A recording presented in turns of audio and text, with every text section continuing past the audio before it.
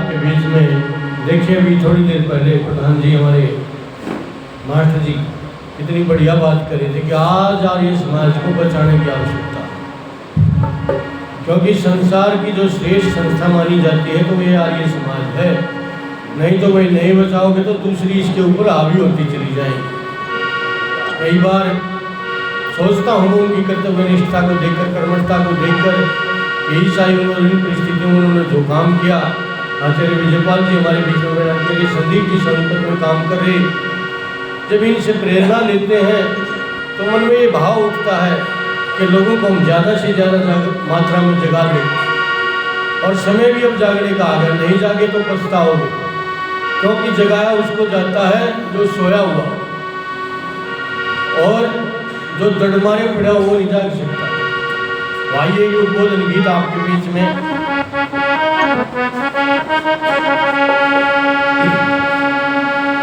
Are you देश जगाना है, आरियो देश जगाना है, आरियो देश जगाना है।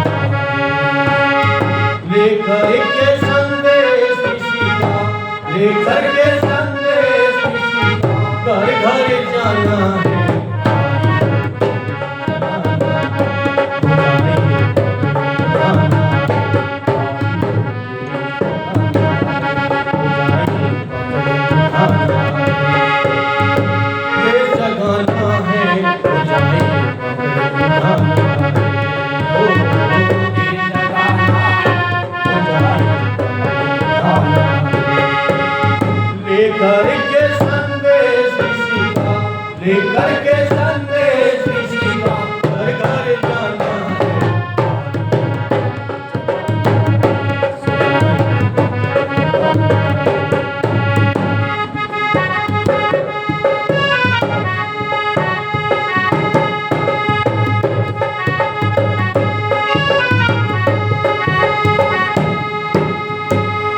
देश के जो थे प्रहरी नींद में सो गए गहरी, देश के जो थे प्रहरी नींद में सो गए गहरी।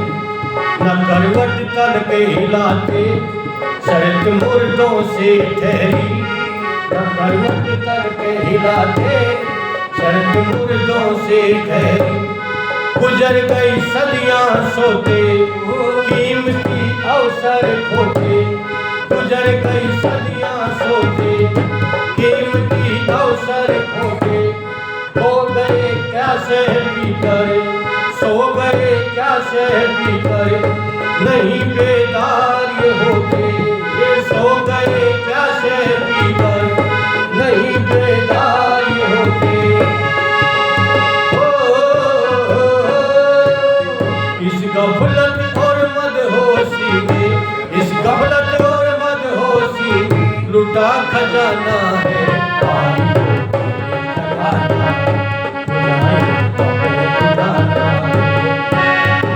ये जगाना है, ये जगाना है।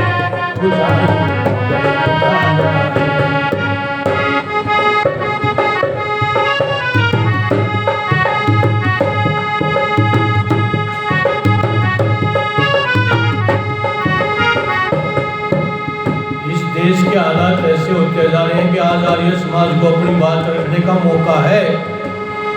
पता ना क्या क्या होने जा रहा है इस देश में, किधर गन कल्चर, किधर गंद कल्चर, कौन कौन से कल्चर आ गए इस देश में। तो इस देश का इतिहास नहीं था, इस देश की सभ्यता नहीं थी, इस देश की संस्कृति नहीं थी। अगर आर्य लोग नहीं जागे तो वह गंदगी का हावी हो गएगी। इसलिए क्या कहता कवि,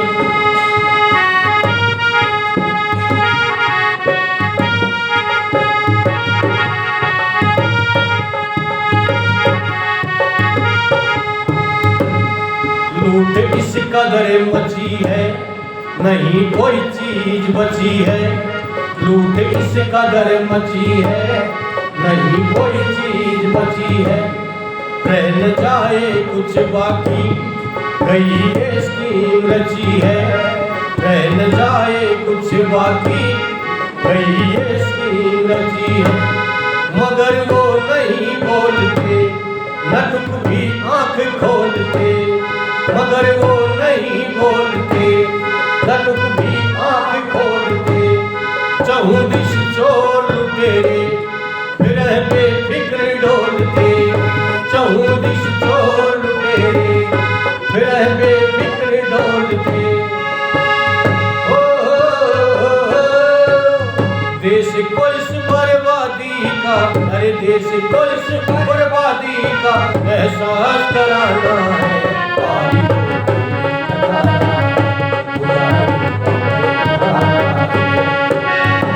देश जगाना है,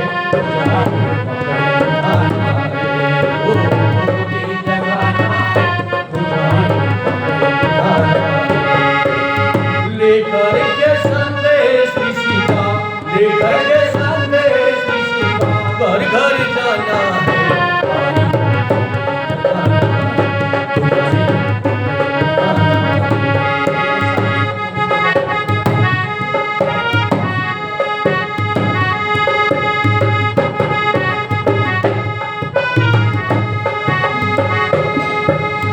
आज देश के हालात ऐसे होते जा रहे हैं कि एक ऐसा आदमी जो गंद फैला रहा है समाज में और उसका भी समर्थन करने वाले खड़े हो जाते हैं, और वो भी प्रशासन को, शासन को, नेताओं को, इस देश की कुछ भी नहीं मानता। इसलिए जागने की आवश्यकता पड़ेगी। स्वामी सर्वानंद जैसे लोग कम हो गए। युधिष्ठिर मीमांसक जी जब आर्य समाज का इतिहास लिखते हैं तो लिखते हैं कि ऋषि की जो अगली पीढ़ी थी उसको स्वर्ण युग कहा उन्होंने, और उससे अगली जो पीढ़ी आई उसको रजत युग कहा, और उससे अगली जो पीढ़ी आई स्वामी ओमानंद जी जैसी उसको ताम्र युग।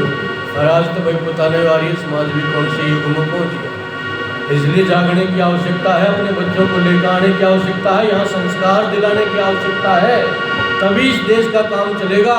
नहीं तो वही आप अंदाजा नहीं लगा सकते इस देश की हालत क्या हो रही है और क्या होने जा रहा है। सिविल वार जैसे हालात जिस देश में हो जाए उस देश के लोग चुप बैठे क्या कहता है।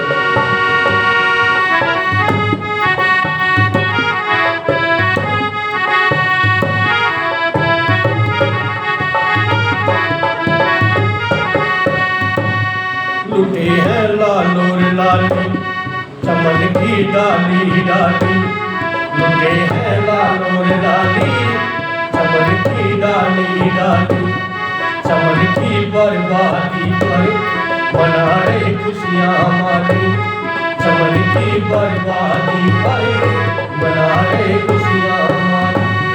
पादरी मुल्ला काजी कर रहे मन की राजी, पादरी मुल्ला काजी कर रहे मन की राजी, देश के मूल निवासी हार रहे जीती बाजी, देश के मूल निवासी हार रहे जीती बाजी। ताजी पुरानी घटनाएं, अरे ताजी पुरानी घटनाएं प्रकाश में लाना है।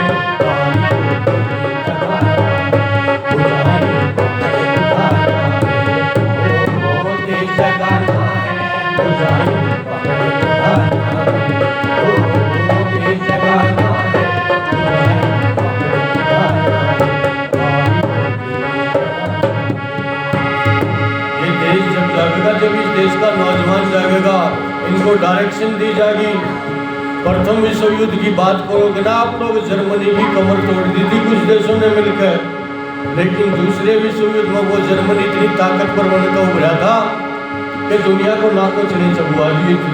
उसके पीछे कारण था उस देश में जो टीनेज था, जो किशोर अवस्था के नौजवान थे, जिनको जीवन का लक्ष्य दिखाना था, उनको डायरेक्शन अच्छी दी गई थी, देशभक्ति की शिक्षाएं दी गई थी, देश प्रेम की बातें बताई गई थी, और उस देश को इतना ताकतवर, वो देश इतना ताकतवर हो गया कि देखो क्या हालात कर दिए थे उसने दुनिया की। और आज भारत में भी ठीक वही हालात है।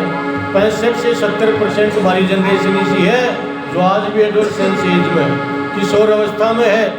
उसको डायरेक्शन देने का काम करेंगी तो ये आर्य समाज जैसी संस्थाएं करेंगी, और कोई ना करे और तो उनको मिसयूज कर सकता है। इसलिए आप लोग अपने कार्यक्रमों में ज़्यादा से ज़्यादा आया करो, उनको लेकर आया करो, एक व्यक्ति पढ़ लेके जाओगे, मैं कम से कम 1-2 व्यक्ति को तो जरूर जोड़ूंगा और इस चीज़ को आगे बढ़ाऊंगा।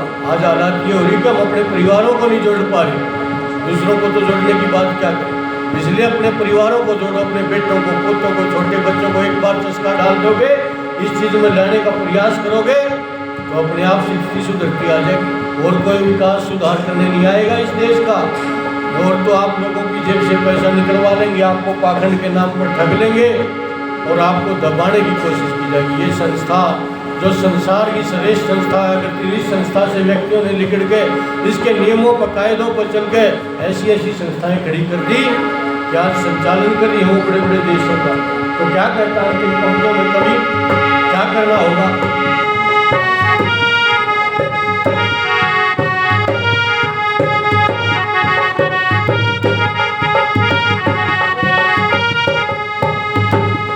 कुरीति और बदरस में देश है जिनके बस में, कुरीति और बदरस में देश है जिनके बस में, मिटा कर ही दम लेंगे आओ ये खाएं कसमें, मिटा कर ही दम लेंगे आओ ये खाएं कसमें। न पाखंड पनपने पाए ये अंधविश्वास मिटाए, न पाखंड पनपने पाए ये अंधविश्वास मिटाए। वीरेंद्र राज व्यवस्था वेद अनुसार चलाए, वीरेंद्र राज व्यवस्था वेद अनुसार चलाए। किलवंतो विस्मारियम का, किलवंतो विस्मारियम का पाठ पढ़ाना है।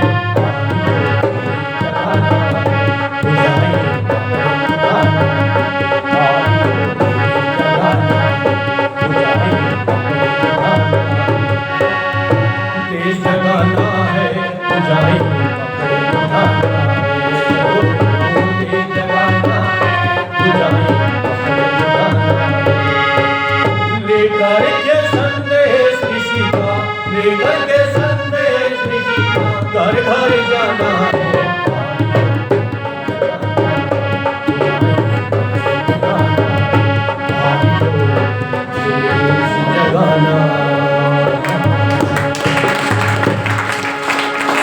ये देश जागने के समय का आया हुआ जगाना जरूरी है और उसको आर्य लोग ही जगाएंगे।